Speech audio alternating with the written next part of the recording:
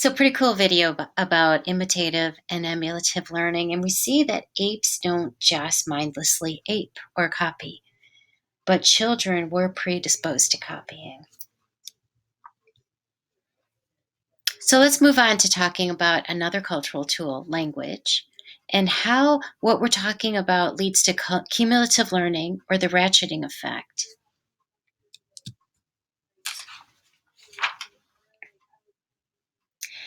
So, language is another tool for cultural learning that can set humans apart from other animals. Language is a tool because it allows humans to clearly communicate ideas, especially complicated and nuanced ones, such as conveying beliefs, intentions, and complex thoughts. Human language is unique in having a complex grammar and syntax, as well as a rich and ever changing vocabulary that we can still follow. It's necessary for successful and accurate transmission of cultural ideas, and language allows for cumulative cultural learning, which we'll talk about. So, have you ever played telephone or Pictionary? Having a clear understanding of what's being said or signed is very important to understanding and moving forward with one's plans. Major differentiation between human and other species of animals is demonstrated by what is called the ratchet effect. The name comes from the ratchet tool that can turn a piece forward without letting it slip backwards. The idea of the ratchet effect is that over time, humans have and continue to make modifications and improvements to original tools and ideas. This is why imitative learning versus emulative learning is so important. This ratcheting of ideas requires reliable and faithful social transmission of ideas and strategies. That is, it requires a foundation or grounding in how things are done so that those strategies can be maintained while being updated and improved upon. This requires not only imitative learning but sophisticated language. The quintessential example of ratcheting is the evolution of the hammer from simple stones, stones on sticks, to hammers as we know them today. Hammers are not only the only cultural ideas to result from cumulative learning innovations. What else can we consider to be cumulative cultural innovations? Razors, which started as, just scraping to now we have like 5 razor blades in a razor. Phones, computers, other things. Each version is built upon accumulated cultural knowledge.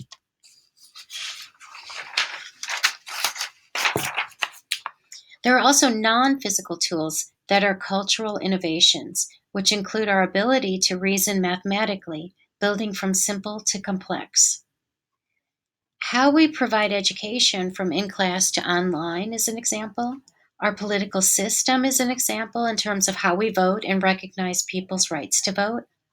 How we connect to others via mail, talking, visiting, phoning, and the internet.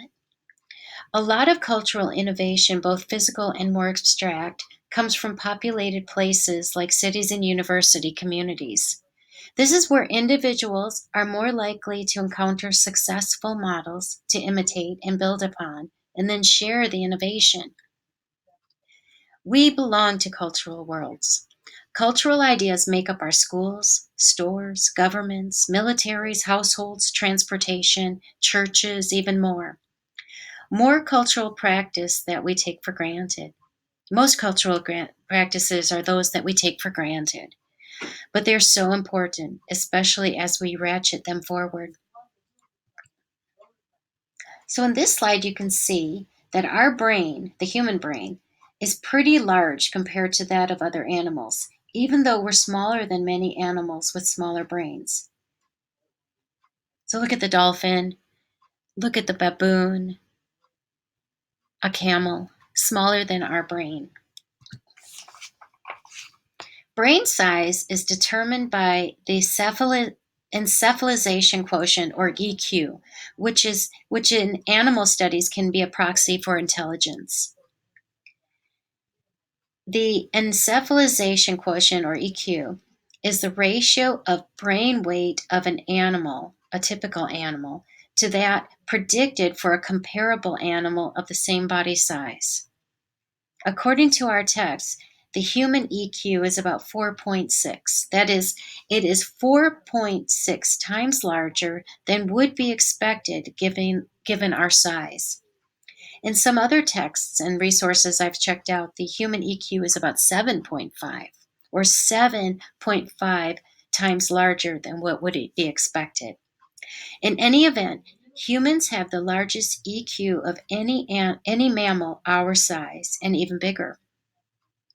Our large brain allows us the cognitive resources necessary for complex mental capacities for cumulative cultural learning, such as that needed for ratcheting. But having such a big and amazing brain does come at a cost. Basically, our big old brain is an energy hog. In fact, our human brain consumes 16% of our energy, or all basal metabolism. This is even though it only accounts for about 2% of our body weight on average. This is in comparison to other animals who have brains that use only 1 to 3% of their energy resources. The chart above, or this chart, lists and shows EQ across different species.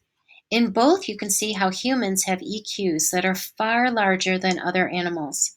As I mentioned, conflicting with our book, the EQ listed from the other sources reveal it to be about 7.44 as opposed to 4.6. Nevertheless, our relatively small physiques are guided by a relatively large brain. So, to diverge, look at the estimates of EQs of dinosaurs. What do you think accounts for the sauropods at the top having such a small EQ compared to the very tiny troodontids? It's brain versus brawn, and the ability to process complex information. The connoisseurs and the troodons were meat eaters, and so required more brain power toward hunting prey, visual acuity, child rearing, and potentially even social pack behaviors. In our fourth and final set of slides, we'll continue to discuss why we evolved to have such relatively large brains.